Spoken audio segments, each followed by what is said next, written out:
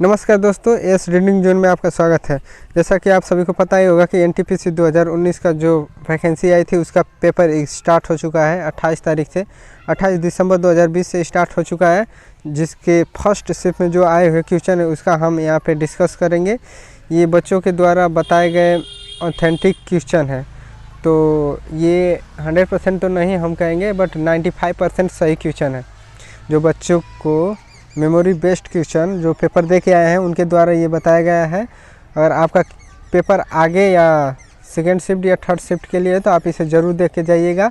और अगर आने वाले अगले 1-2 वीक के बाद अगर आपका पेपर है तो आपके लिए बहुत ज़्यादा हेल्पफुल होने वाला है कि जो क्वेश्चन आ रहे हैं तो कहीं ना कहीं ये रिवाइज भी हो जाते हैं, कहीं ना कहीं ये यहाँ पे रिपीट भी कर देता है क्वेश्चन को। तो आपको ये रट्टा मारना बहुत बेहद ज़रूरी हो जाता है, क्योंकि आपका भी एग्ज़ाम है और एग्ज़ाम बहुत इम्पोर्टेंट होता है।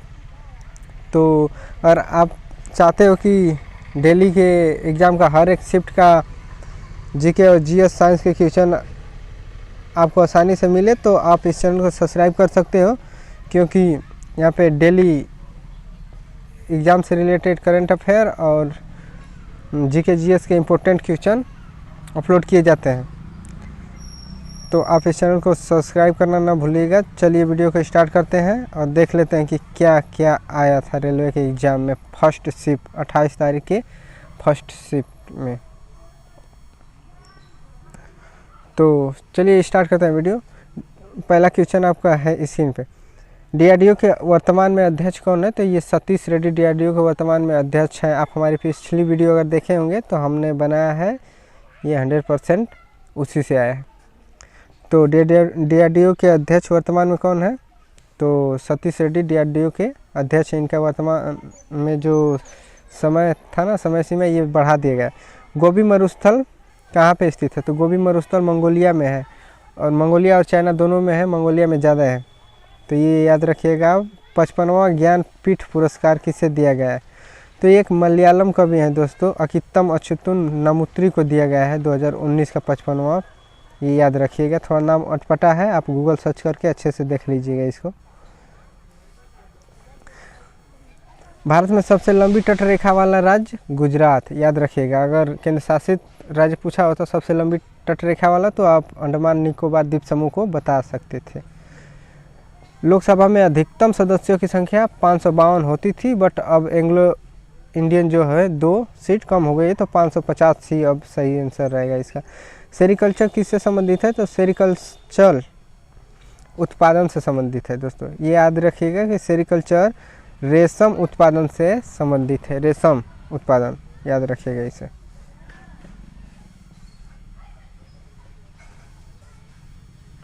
सबरीमाला मंदिर कहाँ पे स्थित है? तो सबरीमाला मंदिर ये हिंदुओं की एक मंदिर है, और ये केरल के पेरियार बाघ रिजर्व के पास स्थित है, इसे याद रख लीजिएगा।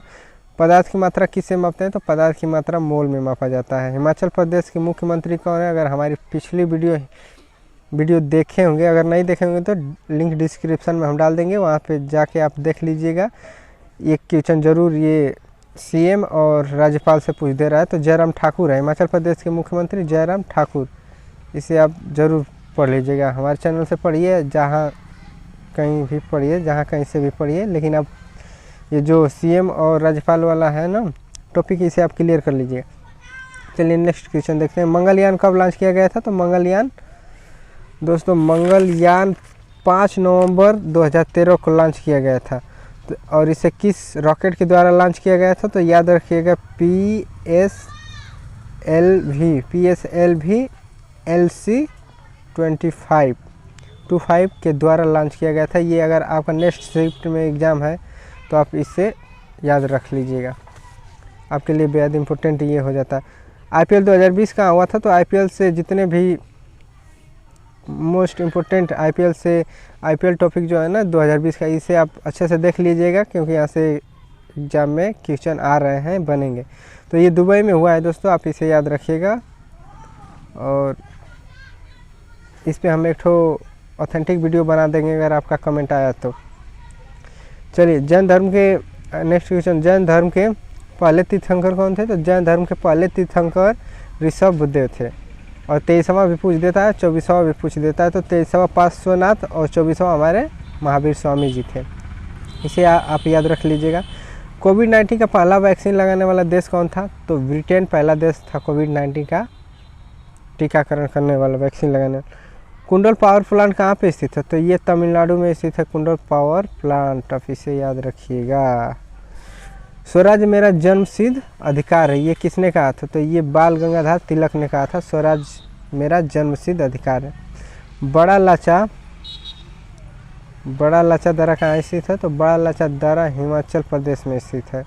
माइक्रोसॉफ्ट के सीईओ कौन है? तो सत्य नडेला। हिट रिफ्रेश इन्हीं की पुस्तक है, याद रखिएगा। ये सत्य नडेला माइक्रोसॉफ्ट के सीईओ हैं। चलते हैं नेक्स्ट क्वेश्चन पे। तो आलू अनुसंधान केंद्र कहाँ स्थित है दोस्तों? तो आलू अनुसंधान केंद्र आपको पता ही होगा कि शिमला में स्थित है। और इससे रिलेटेड और एक दो क्वेश्चन पूछ लेता है, तो उसे भी आप जान लीजिएगा कि अगर पूछ दे कि आपके केंद्र चावल अनुसंधान कहाँ है? तो ये कटक में है। कटक में केंद्र चावल अनुसंधान कटक में है। केंद्र वन अनुसंधान पूछते तो ये देहरादून में है। केंद्र अनुसंधान देहरादून में है, इसे याद रखिएगा। वो केंद्रीय वन अनुसंधान देहरादून में है। और भारतीय कृषि पूछ दे तो कृषि कहाँ है आपको बताइए? तो कृषि ये जो है ना नई दिल्ली में है।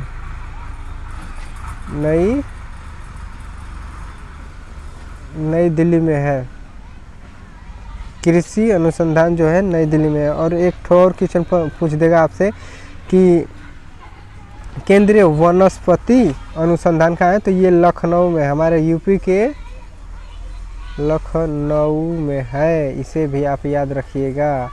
चलिए नेक्स्ट क्वेश्चन देखते हैं।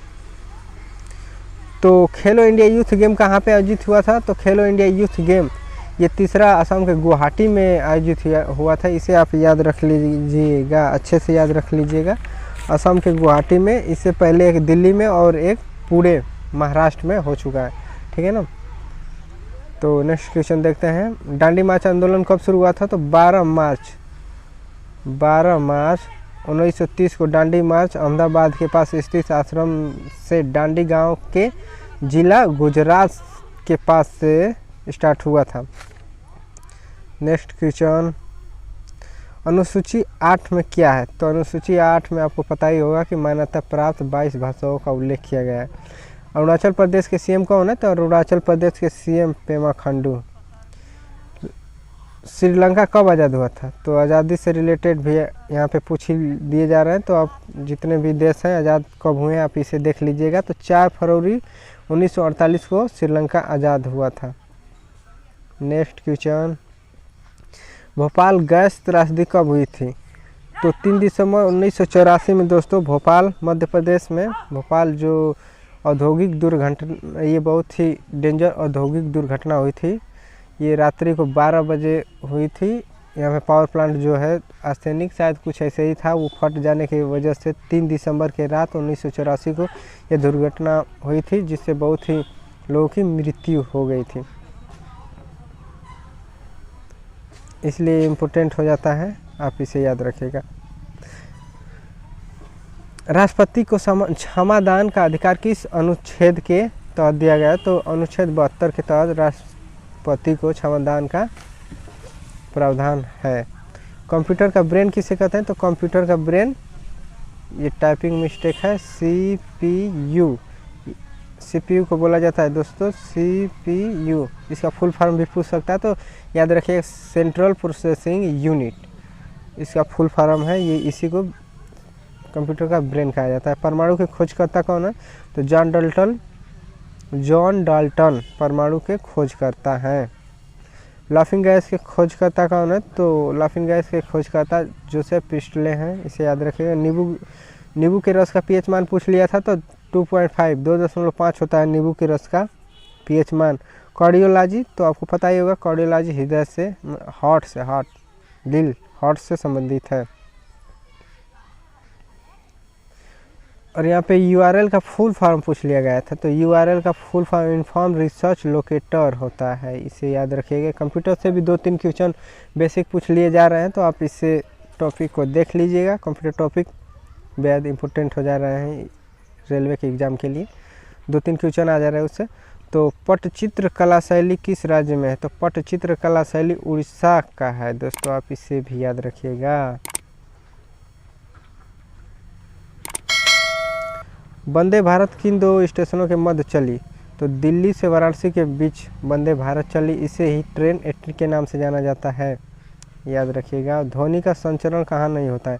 तो ध्वनि का संचरण आपको पता है कि ध्वनि को चलने के लिए एक माध्यम की आवश्यकता होती है, तो निर्वात में ये नहीं चल सकती है। सबसे ज़्यादा ध्वनि की चाल ठोस में होती है, उसके बाद लिक्विड में, उसके बाद गैस में होती है।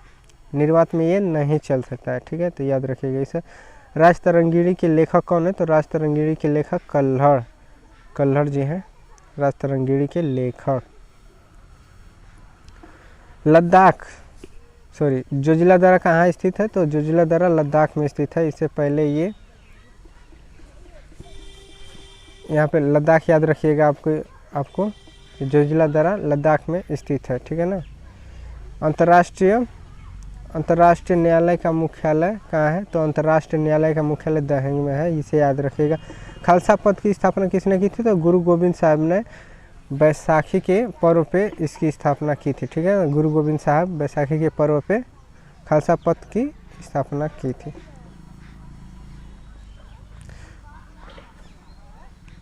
कुल कितनी महारत्न कंपनियां? तो ये कंपनियों से ज़रूर रेलवे में एग्जाम में पूछ लिया जाता है 1-2 क्वेश्चन। तो महारत्न कंपनियों के बारे में पूछे तो ये कुल 10 महारत्न कंपनियां हैं, आप याद रख कर लीजिएगा ये कौन कौन है। नवरत्न और महारत्न पूछ लेता है, तो 10 महारत्न कंपनियां फिलहाल में है भारत में, तो इसे याद रख लीजिएगा, ठीक है ना।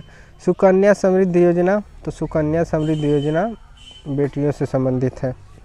तो ये 40 क्वेश्चन थे दोस्तों, जो कि मेमोरी बेस्ड क्वेश्चन थे, बच्चों के द्वारा बताया हुआ। अगर आप इससे संतुष्ट हैं तो आप इस वीडियो को लाइक कीजिएगा, शेयर कीजिएगा, और नए हो तो आप इस चैनल को सब्सक्राइब भी कर लीजिएगा। और इसी तरह की हर सेट का एनालाइज अगर आप चाहते हो बहुत ही कम समय में, तो हमारे चैनल को सब्सक्राइब जरूर कर लीजिएगा, ताकि आपको अपडेट मिलता रहे रेलवे एग्ज़ाम का।